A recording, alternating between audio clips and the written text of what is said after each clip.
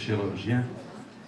C'est pour ça qu'ils les ont mis en dernier, le neurochir, l'orthopédiste, le viscéraliste, en dehors de l'ORL que vous pouvez avoir par téléphone. Hein. Il peut régler les problèmes par téléphone sans problème.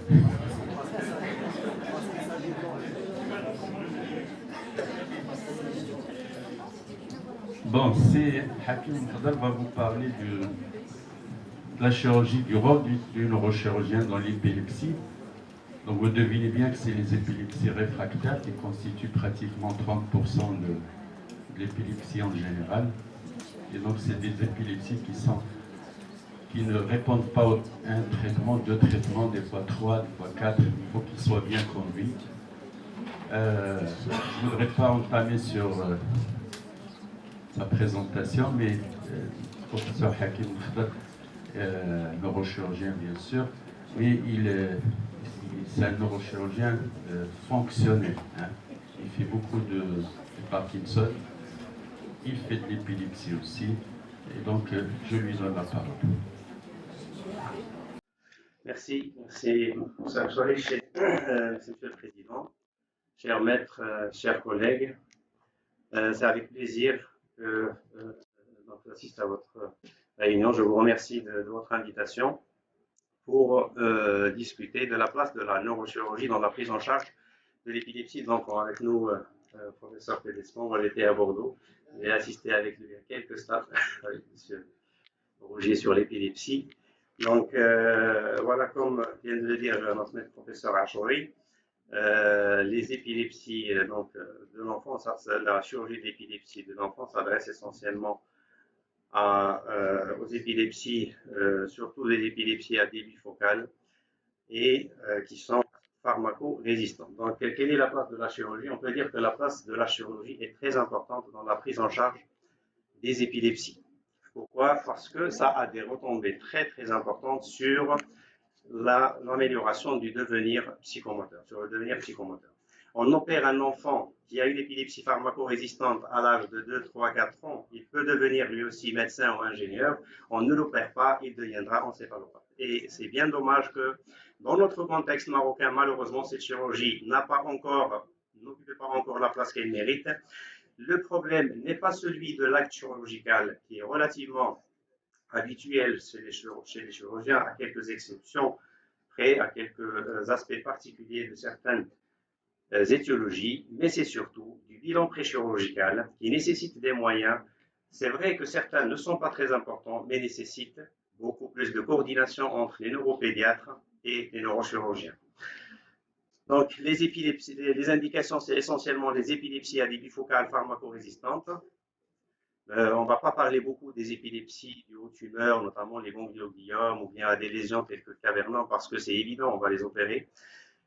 Cette chirurgie a bénéficié énormément des moyens d'exploration préchirurgicale ces dernières années, et aussi dans les techniques chirurgicales, que ce soit l'amélioration des techniques classiques ou bien l'introduction de l'endoscopie dans certaines pathologies, et surtout le laser interstitial thermal therapy. C'est aussi, il a bénéficié de l'apport de l'intelligence artificielle dans le diagnostic de certaines lésions autrefois ou sur le bilan classique ne sont pas, bon, c'est à tous ses débuts, mais quand même, il y a des recherches qui mettent aujourd'hui l'intelligence artificielle au devant concernant le diagnostic ou bien la mise en évidence de la lésion épileptogène. Bien sûr, l'approche doit être pluridisciplinaire, associant neuropédiatre, neuroradiologue, neuroréanimateur, neuropsychologue, neurophysiologiste et psychomotricien et d'autres spécialités. Je pense inutile de vous rappeler les nouvelles classifications. On parle d'épilepsie généralisée à début moteur, non moteur, non moteur. Les épilepsies, on ne parle plus d'épilepsie ou de crise plutôt partielle, on parle de crise à début focal, plutôt des crises focales, que ce soit à début moteur, non moteur ou à début focal à bilatéralisation secondaire. C'est ces épilepsies à début focal qui sont donc sujets qui sont candidats à la chirurgie. Donc là, c'est la classification de 2017. Alors, autre chose, c'est la particularité de la population pédiatrique par rapport à l'adulte.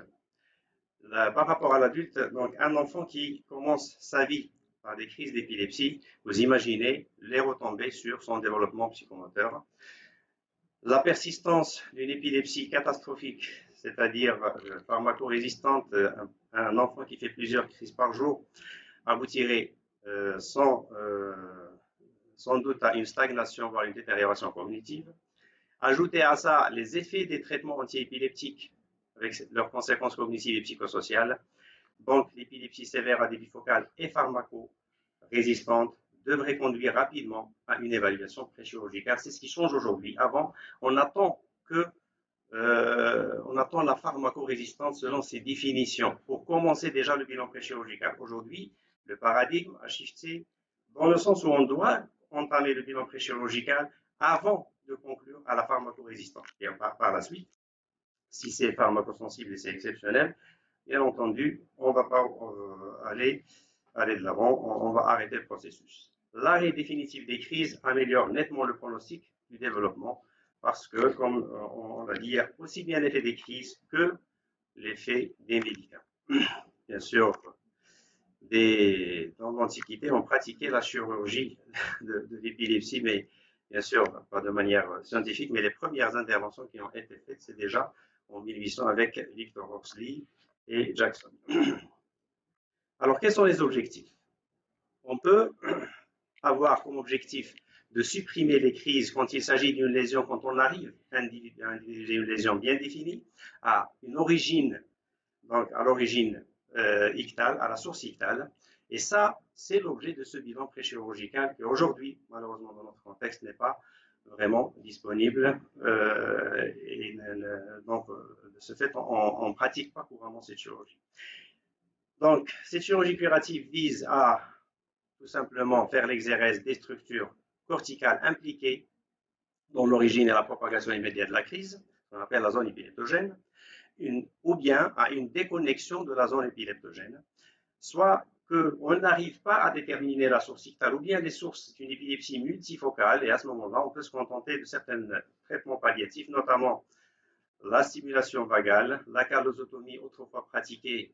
C'est vrai que dans notre contexte, elle a encore sa place, parce que la stimulation vagale est toujours coûteuse, et aussi d'autres moyens, notamment la stimulation cérébrale profonde. Et ces traitements visent tout simplement à réduire le nombre de crises ou bien leur intensité. Des patients qui font des chutes fréquemment ne vont pas faire des chutes, et c'est quand même très très important pour un patient épileptique. Voilà donc quand est-ce que faire le bilan préchirurgical. Avant, l'approche classique envisageait de faire ce bilan une fois l'épilepsie est devenue pharmacorésistante, mais aujourd'hui, connaissant les effets des multiples traitements avec l'ancienne, la nouvelle génération et les générations intermédiaires, et connaissant aussi donc l'effet des crises, le paradigme a shifté pour aller vite faire l'exploration préchirurgicale, c'est-à-dire dès que les crises se répètent, on instaure le médicament, la polythérapie, mais en même temps, on commence le bilan préchirurgical, comme ça on rattrape rapidement le patient pour la chirurgie. Et d'ailleurs, la chirurgie de l'épilepsie chez l'enfant aujourd'hui diffère de celle chez l'adulte par cet aspect, c'est-à-dire il y a plus de patients qui sont recrutés, les indications ou bien les contre-indications anciennes deviennent aujourd'hui une indication, et des patients qu'on ne pouvait pas opérer ou qu'on déclarait non opérables avant aujourd'hui, on les opère. On va voir pourquoi. Donc, bien sûr, quel bilan préchirurgical, et c'est ça le plus important. Premièrement, c'est la vidéo EEG. On va voir ce que c'est que la vidéo EEG. Ce n'est pas uniquement un tracé EEG accompagné d'une vidéo. C'est l'imagerie, bien sûr, avec une imagerie cérébrale spécifique, l'imagerie métabolique éventuellement, et bien sûr d'autres aspects de l'IRM, notamment l'IRM fonctionnel, la tractographie des fois. Un bilan neuropsychologique, c'est très très important. Pourquoi? Parce qu'il faut prédire les complications éventuelles. Bien sûr, il faut que la balance bénéfice-risque soit en faveur de la chirurgie pour pouvoir opérer ces patients. Si par exemple en opérant le patient, on se rend compte qu'il va avoir des troubles mnésiques graves ou d'autres complications, bien sûr, c'est le staff multidisciplinaire qui va décider ou non d'opérer en fonction de ces différents éléments. Et souvent, ou bien des fois, on ne trouve pas de source ictale, de source à cette épilepsie. On passe aux explorations invasives. C'est ce qu'on appelle la stéréoélectroencéphalographie ou le EEG de profondeur. Alors, les explorations non invasives vidéo EEG de surface. Donc, c'est un enregistrement simultané et surtout synchronisé du déroulement de la crise grâce à la vidéo et les manifestations électrophysiologiques à l'EEG. C'est ça le plus important. C'est-à-dire qu'on va voir, on va corréler le signe clinique, le patient a fait tel mouvement, d'accord, à la décharge électrique qui part vraiment de la zone donc, qui commande ce mouvement ou un comportement, etc. Donc, ça permet premièrement de voir les crises, de les revoir, de les montrer. C'est important aussi pour discuter, pour l'enseignement, d'accord. Et aussi, surtout, ce qu'il faut faire, ce n'est pas un simple enregistrement de l'activité électrique et de la crise, mais c'est surtout un certain nombre de manœuvres qui doivent être réalisées par la technicienne ou le technicien d'EEG. Dès qu'il y a un prodrome, le technicien entre dans la salle, il doit en quelques secondes faire un certain nombre de tests. Qu'est-ce que c'est que ça? Par exemple, on lui montre une brosse à dents. Qu'est-ce que c'est que ça? Il faut nommer les objets. On fait plein de tests pour voir est-ce que le patient, est-ce qu'il a perdu connaissance, il n'a pas perdu connaissance, est-ce qu'il peut nommer les objets, est-ce qu'il y a une application de langage, etc. Donc, et ça, c'est très important. Ça nécessite des techniciens vraiment entraînés à ces tâches. Et malheureusement, ce temps ne dispose pas aujourd'hui. Alors, les explorations non invasives, aussi l'imagerie, bien sûr, on connaît très bien les progrès de l'imagerie. Malheureusement, jusqu'à présent, je ne pense pas qu'on dispose d'une IRM 3 Tesla, mais déjà avec une IRM 1,5 Tesla, on peut faire beaucoup de choses. Alors, avec bien sûr un protocole spécifique, je vais passer rapidement parce que je pense que pour une raison de timing, et l'IRM doit être faite, bien sûr, selon un protocole spécialisé et surtout par un radiologue spécialisé, un neuroradiologue qui connaît très bien ces questions. On va le voir. Des fois, la dysplasie est là, mais on ne va pas la mettre en évidence. Même un radiologue expert peut passer à côté de petites lésions épileptogènes. Certains diagnostics sont évidents, mais d'autres nécessitent bien sûr d'autres types d'imagerie, notamment l'imagerie métabolique, le PET scan au 18 fluorodésoxyglucose et le SPECT ictal. Le PET scan, bien sûr, va montrer ce qu'on appelle un hypométabolisme dans la région donc, de source d'épilepsie. Par contre, le SPECT ictal, aujourd'hui, je pense qu'on ne le pratique plus, mais on le pratique de moins en moins. C'est invasive, c'est ce qu'on appelle la stéréoélectroencéphalographie ou le EEG de profondeur. Alors, les explorations non invasives vidéo EEG de surface. Donc, c'est un enregistrement simultané et surtout synchronisé du déroulement de la crise grâce à la vidéo et les manifestations électrophysiologiques à l'EEG. C'est ça le plus important. C'est-à-dire qu'on va voir, on va corréler le signe clinique, le patient a fait tel mouvement, d'accord, à la décharge électrique qui part vraiment de la zone donc, qui commande ce mouvement ou un comportement, etc. Donc, ça permet premièrement de voir les crises, de les revoir, de les montrer. C'est important aussi pour discuter, pour l'enseignement, d'accord. Et aussi, surtout, ce qu'il faut faire, ce n'est pas un simple enregistrement de l'activité électrique et de la crise, mais c'est surtout un certain nombre de manœuvres qui doivent être réalisées par la technicienne ou le technicien d'EEG. Dès qu'il y a un prodrome, le technicien entre dans la salle, il doit en quelques secondes faire un certain nombre de tests. Qu'est-ce que c'est que ça? Par exemple, on lui montre une brosse à dents. Qu'est-ce que c'est que ça? Il faut nommer les objets. On fait plein de tests pour voir est-ce que le patient, est-ce qu'il a perdu connaissance, il n'a pas perdu connaissance, est-ce qu'il peut nommer les objets, est-ce qu'il y a une application de langage, etc. Donc, et ça, c'est très important. Ça nécessite des techniciens vraiment entraînés à ces tâches. Et malheureusement, ce temps ne dispose pas aujourd'hui. Alors, les explorations non invasives, aussi l'imagerie, bien sûr, on connaît très bien les progrès de l'imagerie. Malheureusement, jusqu'à présent, je ne pense pas qu'on dispose d'une IRM 3 Tesla, mais déjà avec une IRM 1,5 Tesla, on peut faire beaucoup de choses. Alors, avec bien sûr un protocole spécifique, je vais passer rapidement parce que je pense que pour une raison de timing, et l'IRM doit être faite, bien sûr, selon un protocole spécialisé et surtout par un radiologue spécialisé, un neuroradiologue qui connaît très bien ces questions. On va le voir. Des fois, la dysplasie est là, mais on ne va pas la mettre en évidence. Même, il faut d'abord se rendre compte que le patient va faire sa crise. Il faut injecter immédiatement le produit radioactif, puis attendre le temps de l'amener à la scintigraphie. Et là, ça montre vraiment une hyperactivité de la zone impliquée quand on arrive à injecter au bon moment. Mais je pense que ce n'est pas une technique aujourd'hui qui est largement utilisée. Voilà. Donc, pour les lésions classiques, les tumeurs, notamment, là, on a un ganglion qui est déjà visible au scanner, c'est évident. À l'IRM, on a une petite dysplasie, on a une petite tumeur, disons, bioplasique neuroépithéliale, temporale. Il y a une petite flèche. Alors, on va tenter T1 et en T2.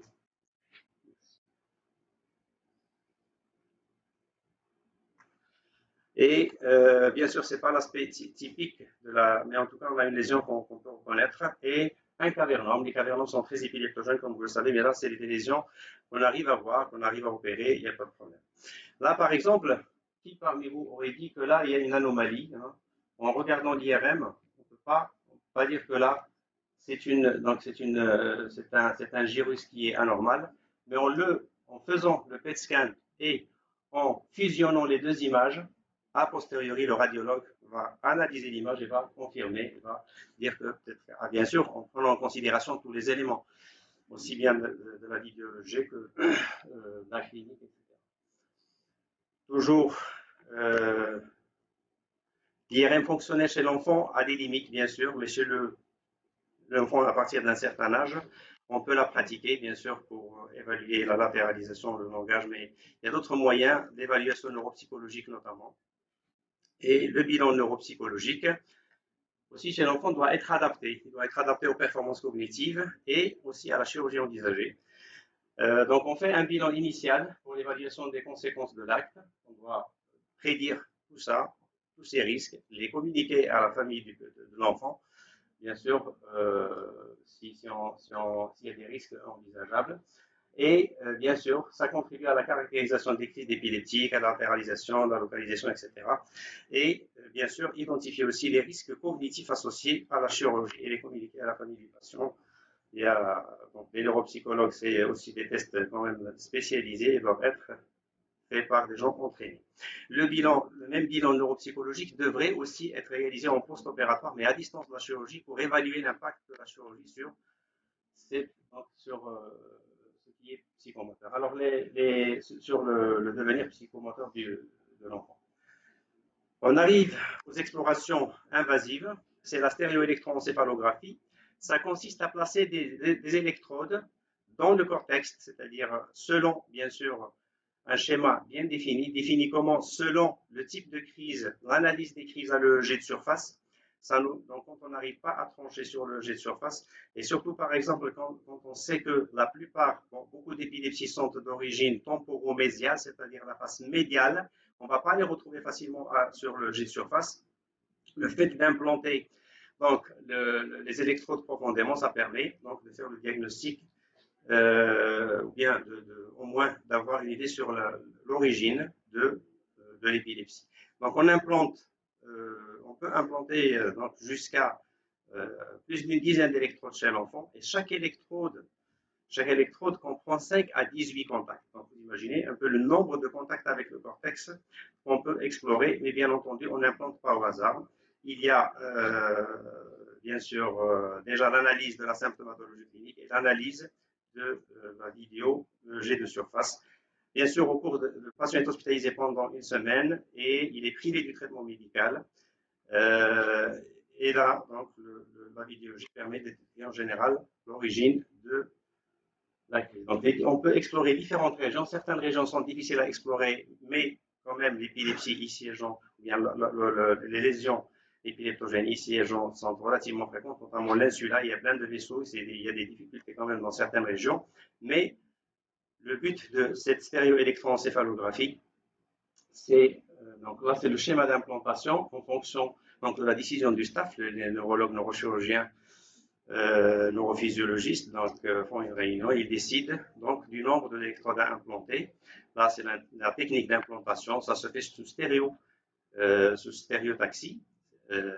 Bon, ce stéréotaxie, aujourd'hui, bien sûr, il y a d'autres moyens, notamment le robot. Je ne parle pas c'est pas le même concept que le robot, bien sûr, aujourd'hui, lesquels on parle de chirurgie pour l'urologie et la viscérale, mais c'est un moyen qui nous permet de cibler des zones profondes dans le cerveau, de placer, par exemple, des électrodes pour la maladie de Parkinson et surtout pour l'épilepsie parce qu'on place plusieurs électrodes. fait appel à l'imagerie, plus un logiciel de planification. Voilà finalement, comme je l'ai dit, un patient qui est implanté, donc plusieurs électrodes profondément placées dans le cortex, à la radio de contrôle, voilà ce que ça donne.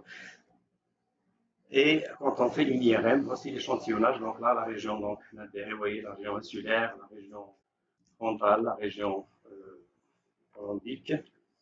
Le patient est dans l'unité de vidéo G et, comme je vous ai dit, le technicien ou la technicienne de G, dès que le patient normalement est averti ou sa famille est avertie s'il fait des prodromes, il doit avertir le technicien pour faire les tests qu'il faut. Alors, donc ça, le plus difficile, c'est ce bilan pré-chirurgical. Après, au terme du bilan, bien sûr, l'équipe pluridisciplinaire se réunit pour décider soit que la lésion est identifiée, que le point de départ de la crise est identifié, il s'agit d'un point de départ cortical, et dans ce cas-là, donc, on va faire une cortectomie en fonction du bilan neuropsychologique. Est-ce que le bilan neuropsychologique, en fonction, est-ce qu'il y aura des retombées sur la mémoire, des fois même sur la visuelle spatiale, parce que la région temporale, vous savez qu'elle est très impliquée dans cette, elle est fréquemment la zone donc épileptogène, le lobe temporal est le plus épileptogène. Les lésions du lobe temporal sont les plus épileptogènes. On opère plus d'épilepsie temporale que dans les autres régions du cortex. Et bien sûr, les voies visuelles passent donc pas loin de cette région. Il faut faire attention quand on veut opérer ce genre de patient. Donc, soit on peut se contenter d'un bilan simple, c'est-à-dire la vidéologie des surfaces avec l'IRM. On peut dire qu'on va opérer le patient sur ces données parce qu'il y a une parfaite concordance. Et c'est des cas qui ne sont pas rares. Et malheureusement, dans ce contexte, on peut faire ce genre de chirurgie dans notre contexte. C'est le manque de coordination aujourd'hui. Mais par contre, c'est la phase des autres explorations invasives et des moyens. Donc, ces moyens dont on ne dispose pas aujourd'hui. Mais pour ce qui est de ces lésions simples, on peut quand même les opérer. Bien sûr, d'autres patients vont nécessiter d'autres moyens, notamment imagerie métabolique, le G de profondeur, etc. Et à ce moment-là, on va décider soit que le malade est opérable, soit qu'il ne l'est pas. Et quand on dit opérable, c'est-à-dire une ablation ou une déconnexion. S'il n'est pas opérable de cette manière, on peut toujours lui proposer autre chose de palliatif, notamment les stimulations, que ce soit la stimulation cérébrale profonde ou la stimulation vagale en premier, ou la stimulation cérébrale profonde du noyau antérieur du thalamus. Donc voilà, ça commence par localiser la zone d'initiation des crises, étudier les conséquences cognitives grâce au bilan neuropsycho et adapter ce bilan en fonction de l'âge et du processus lésionnel. Donc voilà maintenant, que faut-il opérer? Bien sûr, il faut opérer la zone épileptogène et un petit peu ce qui est autour de la zone épileptogène, c'est-à-dire la zone de propagation de la crise. Il y a des techniques à visée curative, notamment, comme je l'ai dit, la résection focale temporale ou extratemporale, c'est-à-dire frontale, pariétale, occipitale, quoique le plus fréquent c'est temporal suivi du frontal. Ou bien on fait une hémisphérotomie, c'est-à-dire on va déconnecter l'hémisphère cérébral du reste du cerveau. Et il y a une pathologie particulière, malheureusement, qui se manifeste par des crises gélastiques. Vous avez sûrement vu des vidéos de ces patients qui font des rires, hein, soudain, donc à début et à fin brusque. Et ces amateurs nécessiteront une déconnexion endoscopique. Je ne sais pas, est-ce qu'il reste beaucoup de temps ou... Une minute. Donc, la callosotomie n'est plus pratiquée au profit de la stimulation vagale. Donc, les principales lésions retrouvées sont dysplasie corticale focale, les hétérotopies périventriculaires, la pathologie hémisphérique, notamment les hémiméganencéphalie, les encéphalies et la maladie de Serge-Weber, la sclérose tubéreuse de Bourneville, les dinettes. À visée curative, on fait des cortectomies qui sont impliquées et, comme je l'ai dit, en fonction du bilan neuropsychologique, et ça permet d'améliorer. Donc, là, c'est l'hippocampe. Alors, hémiméganencéphalie, on fait une déconnexion hémisphérique. Maintenant, on fait des hémisphérotomies, sachant qu'avant, on faisait les hémisphérectomies. Voilà ce que donnaient, voilà ce que donnaient les hémisphérectomies, la moitié de l'hémisphère rempli de LCR. Aujourd'hui, on est passé à l'hémisphère, bien sûr, il y avait déjà l'hémisphérectomie fonctionnelle, par Rasmussen en 1983, parce que la maladie de Rasmussen est une indication à cette hémisphérotomie.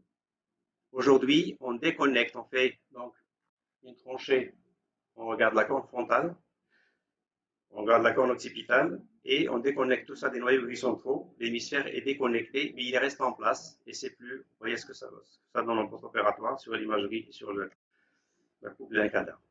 L'amartome hypothalamique, déconnexion endoscopique, c'était une pathologie qui posait beaucoup de problèmes, et grâce à l'endoscopie, aujourd'hui, certaines équipes spécialisées arrivent à déconnecter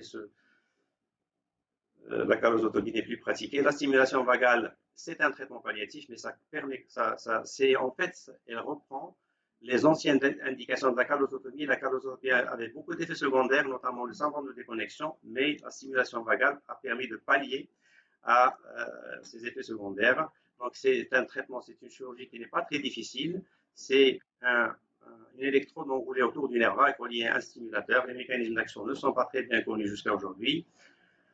Il y a aussi la stimulation cérébrale profonde du noyau antérieur du thalamus. Les résultats, pour ce qui est des cortectomies, c'est un résultat excellent en général. Donc, on arrive à guérir au moins 2/3 des patients qui n'ont plus de crise après les cortectomies, lorsqu'on trouve une source ictale et que le bilan neuropsychologique le permet. Par contre, les autres, on arrive à réduire les crises et surtout à réduire les conséquences des crises, notamment les chutes. Je ne vais pas. J'ai un travail qui a été fait, nous avons fait un travail à l'échelle de la région du Grand Casablanca concernant l'épidémiologie. Je ne vais pas vous embêter, c'est un étudiant PhD qui a fait ça. D'ailleurs, c'est là, je pense, Dr. Gragui qui m'a invité à cette réunion. Il a aussi participé à cette étude. On a fait des études auprès des pédiatres, neurochirurgiens, psychiatres et neurologues surtout. Donc, tous ceux qui touchent à l'épilepsie. Et pour déterminer la prévalence de la pharmacorésistante afin que nos structures, si jamais on veut argumenter auprès du ministère de la Santé, on a une idée sur l'ampleur du problème. Donc, chez l'enfant, nous avons trouvé une prévalence plus importante que chez l'adulte, une prévalence de la pharmacorésistante qui dépasse 30%. Alors voilà, je vais passer rapidement à la conclusion parce que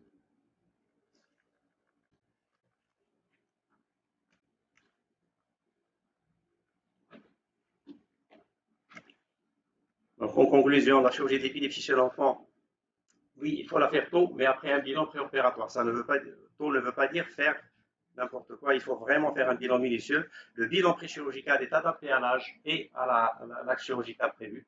Et une résection, déconnexion complète, bien sûr, qui, avec des enjeux donc, où on ne prévoit pas de complications majeures, et donc c'est l'idéal, c'est le gold standard. Et en cas d'indication de cette chirurgie, les résultats sont gratifiants. Dans notre contexte, on ne fait que la chirurgie des lésions épileptogènes, notamment les lignées de gangliome, cavernome, gliome de Bagas, qu'on appelle des lésionectomies. On ne fait pas de cortectomie parce qu'il n'y a pas d'exploration, mais quand même, on peut quand même procéder on peut commencer à faire ce genre de chirurgie. C'est une bonne collaboration entre neuropédiatre et neurochirurgien, c'est-à-dire plus de communication, je veux dire. Les pédiatres, je pense qu'ils doivent prendre conscience que cette chirurgie rend service énormément à l'enfant et à sa famille. Je vous remercie et je me suis possible la chirurgie parce qu'elle donne de meilleurs résultats sur le plan neuro-développement de l'enfant et que on peut la faire dans les zones, avant on la faisait dans les zones non fonctionnelles, dites non fonctionnelles, mais maintenant grâce à la chirurgie éveillée, on peut la faire même dans les zones fonctionnelles. Ça permet de réveiller l'enfant et d'explorer les fonctions qui sont importantes et puis de ne pas toucher les zones qui peuvent donner des complications importantes pour lui. Les résultats sont de 50 à 70% de guérison totale, c'est-à-dire que vous n'avez plus besoin de traitement et les crises disparaissent. Et donc, pour ces enfants-là et pour leur famille, il y a une vie avant et une vie après. Donc, c'est quelque chose à tomber, quelque chose qu'il faut faire et c'est grâce aux pédiatres aussi qu'on suivait beaucoup d'épileptiques. Donc, il ne faut pas hésiter à les confier aux chirurgiens ou enfin, en tout cas à l'exploration pour voir s'ils sont opérables ou pas. Professeur Pédespo. Merci beaucoup pour votre exposé qui était extrêmement clair. Et je crois que pour les pédiatres, ce qu'il faut, particulièrement je pense qu'il y a une pathologie que vous voyez fréquemment, qu'on voit fréquemment en pédiatrie, c'est les Sturge-Weber. Le Sturge-Weber, on sait qu'il va entrer dans la maladie épileptique par un état de mal, qu'après cet état de mal, les crises vont être répétées. Et sachez référer très tôt au neurochirurgien ces enfants, parce que l'hémisphère qui est sain, il va finir par trinquer, parce que d'aller d'état de mal en état de mal, c'est vraiment extrêmement sévère pour le développement cognitif ultérieur. Donc pensez-y. Une pathologie qui a été abordée mais qui est beaucoup moins fréquente, c'est les encéphalites de Rasmussen, ces épilepsies partielles continues. Là aussi, on sait que la déconnexion de l'hémisphère atteint, à partir du moment où on a une certitude du diagnostic, il faut référer ce malade au neurochirurgien très tôt si on veut préserver du capital cognitif chez ces enfants. Pour les pédiatres aussi, peut-être une précision, parce que certains d'entre vous ont vécu avec l'époque des volets, quand on faisait des explorations avec des électrodes intracérébrales. Aujourd'hui, ce sont des électrodes transcrâniennes. Ça facilite vraiment grandement les choses, parce que quand on était tous les deux avec Alain Rougier à Bordeaux, c'était l'époque où on faisait un grand volet pour atteindre le cerveau des enfants. Et dernière chose, moi, après avoir beaucoup travaillé avec les neurochirurgiens de l'épilepsie à Bordeaux pendant 30 ans, l'idée aujourd'hui que je pourrais retenir, et vous allez me dire, les neurochirurgiens peut-être n'allez pas être d'accord avec moi, c'est que j'ai l'impression qu'une épilepsie de l'enfant, il vaut mieux qu'elle soit temporale, il vaut mieux qu'on ait une lésion mise en évidence en IRM, plutôt qu'un PET scan et une vidéo EEG où on a l'impression que la zone ictale est frontale et l'absence de lésion mise en évidence en IRM. Alors concernant la localisation temporale, je pense pas que ça a beaucoup d'importance, parce que comme vient de dire M. Ashton, il y a déjà la chirurgie éveillée, mais il y a surtout, comme vous le savez, la plasticité cérébrale. Aujourd'hui, on peut opérer même dans la zone de Rolando, alors que l'enfant va récupérer. Mais c'est vrai que l'épilepsie temporale, c'est pour minimiser un petit peu les explorations, c'est ça? Oui, dans notre contexte, oui. Mais les lésions frontales, quand ils ne sont pas, ils sont de la région motrice, à peu près, je dirais sur le plan de venir à long terme, je ne pense pas qu'il y ait une différence. Oui, on fait toujours de la chirurgie épileptique. On préfère avoir des lésions sur l'IRM. C'est à 100% de réussite. Une fois que la lésion est enlevée, l'épilepsie est partie. Que de chercher une éventuelle zone ictale et puis procéder à une corticotomie, etc. Ouais, nos échecs qui sont là, parce que nos échecs sont sur les votes, ce sont tout à fait d'accord. Sur ces épilepsies où on a en PET scan, on a quelque chose, on a un SEG, on a quelque chose, et puis on enlève cette lésion suspectée, et on garde des crises. Oui, c'est madame. Mais moi, je vais parler de stimulation du nerf vague. Donc, à Rabat, nous avons plus d'une vingtaine d'enfants qui ont bénéficié donc, de cette stimulation. La plupart, ils avaient des épilepsies, des encéphalopathies épileptogènes. Et il faut dire que ces enfants, au minimum, 50%, ont réduit de 50% le nombre de crises. Et même sur le plan cognitif, on a eu des résultats. Et ce que je veux souligner, c'est que maintenant, les prix ont chuté. Et la mutuelle paye 70 000 dirhams. Et le patient doit payer 40 000 dirhams. La famille n'a pas les moyens. La boîte peut faire une réduction de 25%. Et c'est un système donc, qui marche pour les encéphalopathies. Pas à 100%, c'est un traitement palliatif, comme vous venez de le dire, mais qui rend énormément de services à ces enfants.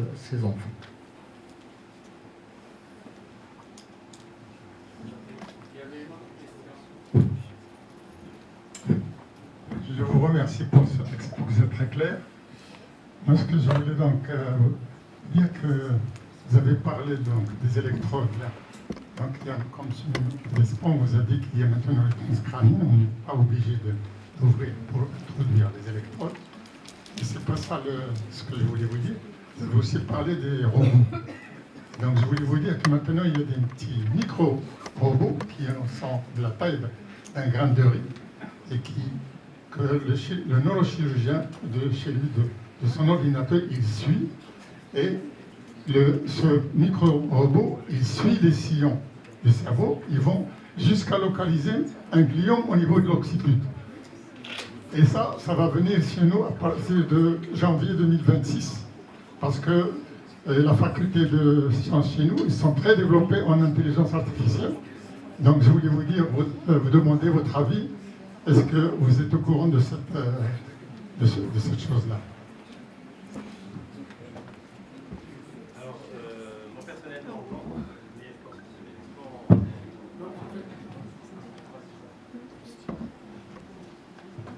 C'est l'équipe de Strasbourg qui a ça, imposé cette technique. Ouais, c'est des techniques d'avenir, hein, mais comme ce qu'a dit notre collègue, hein, ce qui était extrêmement important, c'est dans les crânio-pharyngiomes, parce qu'il y a le traitement endoscopique, mais maintenant avec le laser, oui, la marteau, tout à l'heure, pardon, et avec le laser interstitiel, c'est l'équipe d'Amiens d'ailleurs, hein, c'est le franc Amiens qui est le premier.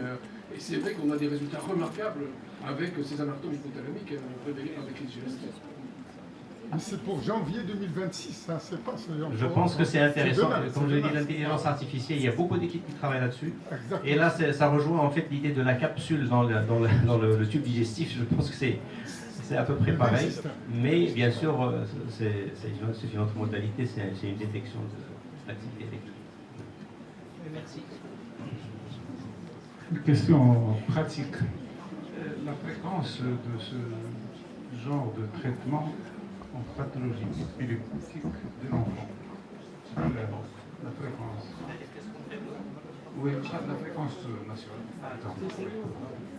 C'est-à-dire la population cible, vous voulez dire.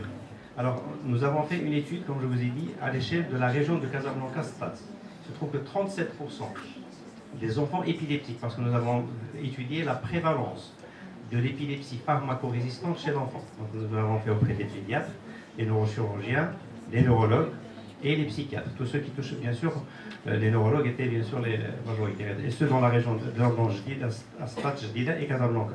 C'est 37% de ces enfants. Malheureusement, c'est vrai que c'est le reproche. On n'a pas étudié la prévalence de l'épilepsie dans la région pour avoir un chiffre. Mais quand même, 37%, à peu près un tiers est résistant. Parmi ce tiers, bien sûr, au moins 50% seraient candidats. Au CHU de Bordeaux, pour vous donner il y a une trentaine d'enfants par an qui sont opérés. Ouais, moins de 15 ans. Oui, avant. Oui, c'est